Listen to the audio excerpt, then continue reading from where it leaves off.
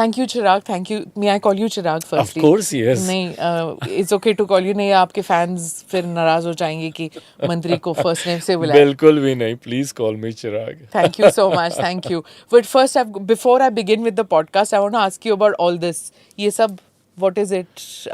Is it friendship bands or is it religious significance? क्या है इसका? So yes, it's my friendship with my Mahadev. I'm a huge Mahadev Bhakt. अच्छा. And I am very religious. I'm spiritual. I'm religious. I'm both actually.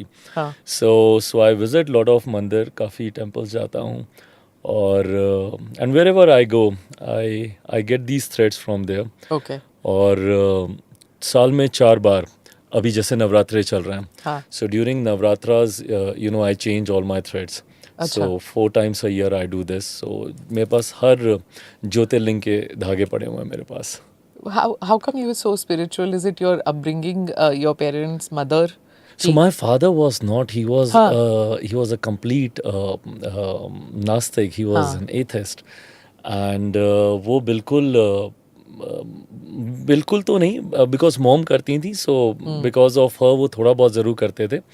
But बहुत ज़्यादा मंदिर जाना या पूजा करना, he was not into that. But for some reason I was, right from my childhood, I had this inclination, and especially towards Mahadev. Even I used to see pictures or, idols or something. So I used to get attracted, fascinated towards it. And वो gradually over the years, जैसे जैसे मैं बड़ा होता गया, वो बढ़ता गया. And but because घर में कोई बहुत ज़्यादा पूजा पाठ का वो नहीं था, so limited ही रहता था. But then past 3 years, personally, it was a very, very difficult time for me. And I think my belief in Mahadev gave me, if nothing else, gave me a lot of gravity, a lot of self-control, which was much needed, अगर ये नहीं होता तो शायद मैं बहुत बिखर जाता, because one after the other, only bad things were happening to me. Split in the party, split in the family. Everything was taken away from me. I didn't know how to start, from where to start. So I think this gave me a lot of self-control, a lot of gravity. In fact, I wanted to begin the podcast with this picture which we had taken out कि यहाँ मतलब ये जो हुआ था Covid के दौरान, it was a very difficult phase for you. This particular day was very difficult, and this was actually the turning point of everything. हाँ, है ना? Yeah. इससे पहले तक क्या है, 2021 की बात. 2021, और अगर ये मैं ठीक से डेट याद करूं तो मुझे लगता है ये 15 जून की है. 15 जून की है शायद ये. 13 जून की रात, I came to know through media channels that there's a split in the party, and eventually there's a split in the family as well, because my 2 member parliaments were from my family out of the 5, जो मुझसे अलग हुए. And इस दिन तक मुझे उम्मीद थी कि मैं पार्टी और परिवार को एक कर लूँगा. परिवार in the sense that your father had passed away. Yeah. And it was your chacha. हाँ, so it was my chacha. So it was immediately after Papa was gone. So Papa left us 8 October 2020. And few months after that, 7-8 months after that, 13 जून रात में 8:30-9 बजे media से मुझे पता चला कि मेरे पार्टी के 5 सांसदों ने स्पीकर के पास जाकर अलग होने की बात रख दी है. एंड नेक्स्ट डे थोड़ा सा एनालाइज करने में लगा, एंड आई थिंक उसके एक दिन के बाद की 15 जून की ये फ़ोटो है. सो मैं खुद, and I wasn't well, I was under typhoid. दवाइयाँ चल रही थी. मेरे हाथ में कैंडुला बना हुआ है इस फोटो में, अगर आप देखेंगे. सो कैंडुला बना हुआ है, ड्रिप चढ़ रहा था मुझे. And there was a slight weak moment, like my mother, she's always been very strong and very proper, and she's been the, the strength of the family. I've never seen her getting weak. And when I was taking this drip, वो चल रहा था vaccine, दवाई या पता नहीं antibiotic जो भी चल रहा था. And I just saw from the corner of my eye that mom is sitting in one corner, she's just crying by herself. वो मुझसे बर्दाश्त नहीं हुआ. I just got up, मैंने गाड़ी उठाई, and I just left for चाचा's house without analyzing the fact कि क्या रिएक्शन आ सकता है, नहीं आ सकता है. और दरवाज़ा नहीं खुलेगा, ये तो आपने सोचा, ये मैंने कभी नहीं सोचा था. मतलब ये मेरा घर था. मैं धड़ल्ले से आता था, जाता था. अगर ब्लैक एंड वाइट शब्दों में बोलूं, जाता था, ऑर्डर देता था, मुझे चाय चाहिए, मुझे खाना दो, ये In fact, मेरा that's the घर first था. time I saw you in that Yeah. house when I came to meet your dad. Yes, And yes.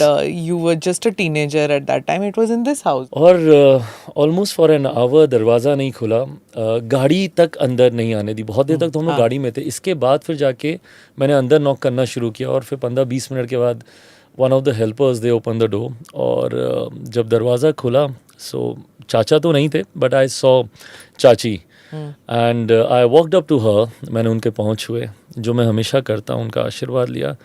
और मेरे लिए सबसे बड़ा झटका तब लगा, क्योंकि वो तो मेरी माँ है ना. माँ कुछ भी हो जाए, बच्चे से नाराज़ हो जाएगी, गुस्सा हो जाएगी, बट बद्दुआ तो नहीं देती. एंड मैंने जब उनके पाँव छुए, वो 2 कदम पीछे हटी और हट के मुझे बोलती हैं, तुम्हारे साथ जो हो रहा है अच्छा हो रहा है. And I was shocked, I was surprise. मुझे समझ में ही नहीं आया कि क्यों, और मैं कहाँ ऐसा इतना गलत चला गया कि आप इतनी बड़ी बात मुझसे बोल रहे हो कि जो हो रहा है अच्छा हो रहा है. एंड फिर वहाँ से उस दिन जब मैं वापस आया, so that was the time when I decide, मतलब तब समझ में आ गया कि शायद अब ये पॉसिबल नहीं है, परिवार और पार्टी अब एक नहीं हो पाएगा. एंड फिर मैंने, अब उस वक्त मेरे पास सिर्फ 2 ही ऑप्शन थे. या तो मैं क्राई बेबी बन के रहता और नसीब को और अपने भाग्य को कोसता रहता कि मैंने किसी का क्या बुरा किया, मेरे साथ ही क्यों हो रहा है, मैं तो सबके साथ अच्छा था. या तो मैं रोता रहता, और या फिर लाइक माई फादर एक फाइटर बन के उभरता और लड़ता. Rescript again. है ना, कि एक और स्क्रिप्ट लिखो, एक और कहानी लिखो, बिल्कुल टू राइज. But what I find a little thing is that it's not new. क्योंकि आपने 2012 में जब आप आए थे, तो 2009 के इलेक्शन में 0 था नंबर. Yeah, that's right. 2012 में आप आए एंड आप संभाला. And then फिर एनडीए से फिर अलायंस किया. अलायंस, आपने अपने फादर को कन्विंस किया. पापा was very against it. हाँ, tell me that thing, कि कैसे कन्विंस किया आपने? Oh, it was very difficult to convince him. Ask me. अच्छा, मैं उतना ही strongly चाहता था, because for some reason, और जो अभी भी है, और इस बीच में मैंने कितने ताने सुने मेरे और मेरे प्रधानमंत्री के रिश्तों को लेकर, बहुत बातें मैंने सुनी हैं. एक तरफा प्यार है, अकेला हनुमान बना फिरता है, फलाना ढिमकाना, बहुत कुछ मैंने सुना. बट उस वक्त भी ये था, my attraction towards my prime minister. वो जो बोलते थे, उनकी बातें, उनकी स्पीचेस कहीं ना कहीं मुझे बहुत ज़्यादा प्रभावित करती थी. एंड आई वांटेड कि हम लोग उनके साथ अलायंस में जाएं. बट पापा was very comfortable in UP alliance that time, and he wanted to continue in that alliance. So I remember it was बहुत पहले, मुझे लगता है 2013 अक्टूबर नवंबर की बात है. अभी तो इलेक्शंस में समय थे, 6-7 महीने था. सो दैट टाइम मैंने बहुत हल्के से आई टोल्ड पापा कि आई थिंक हम लोग को अल्टरनेटिव अलायंसेस भी सोचने चाहिए. सो पापा वाज लाइक कि ऑप्शंस क्या है. I said BJP. एंड छूटते ही पापा सेड कि मैं जहर खा लूँगा बट भाजपा के साथ नहीं जाऊँगा. मतलब वो इतना अगेंस्ट थे जाने के. एंड उसके बाद फिर कई महीनों तक तो मेरी हिम्मत ही नहीं हुई. बट इतना था कि मुझे in the mean time party के पार्लियामेंट्री बोर्ड के अध्यक्ष की जिम्मेदारी दे दी गई थी. बोर्ड में जब मैंने लोगों से बातचीत करनी शुरू की, तो मुझे समझ में आया कि हर कोई चाह रहा है कि हम लोग ऑल्टरनेटिव अलायंस, बिकॉज जिस अलायंस में थे, not because of Congress but because of Lalu ji and RJD की वजह से हम लोग को बहुत कॉर्नर किया जा रहा था. उनकी पार्टी में उस वक्त कई नेता ऐसे थे जो बोलते थे कि इन लोगों को 2.5 सीटें देनी चाहिए. 2.5 कैसे, एक पापा को, एक चाचा को और मुझे आधा ही मानते थे कि इन लोगों को 2.5 सीटें देनी चाहिए. पहलवान दिखाएं, इन लोगों के पास चुनाव लड़ने के लिए पहलवान का है. तो ये सारी ह्यूमिलेटिंग स्टेटमेंट्स राजद की तरफ से उस वक्त आते थे. सो मतलब पार्टी के कई नेता भी इस सोच के थे कि हम लोग को ऑल्टरनेटिव अलायंस कंसिडर करना चाहिए. Papa kept meeting Sonia ji that time, and Sonia ji wanted Papa to meet Rahul ji, but somehow कभी वो मुलाकात ही नहीं हुई. And eventually वो समय बहुत खिंचता गया. You never met Rahul Gandhi उस वक्त? No, मी क्या, पापा कभी हम दोनों की मुलाकात हो ही नहीं पाई. सोनिया जी से ज़रूर हम लोग की मुलाकातें हुई, 3 बार मुलाकातें हुई. बट तीनों बार शी सेड कि इवेंचुअली राहुल जी से मिली, वहीं से चीज़ें आगे बढ़ी हैं. उस वक्त 2013 या 12-13 की टाइम, उस वक्त Jaitley ji was in touch and he was sending feelers also ना. सो यस, वो फीलर्स आ रहे थे. उस वक्त अध्यक्ष राजनाथ सिंह जी थे. मेरी बातचीत ज़रूर चल रही थी बिहाइंड द कर्टन, बट पापा के सामने ये रखे कौन. So one day I remember कि पापा was very upset with one of the meetings. CP Joshi ji के यहाँ मीटिंग थी.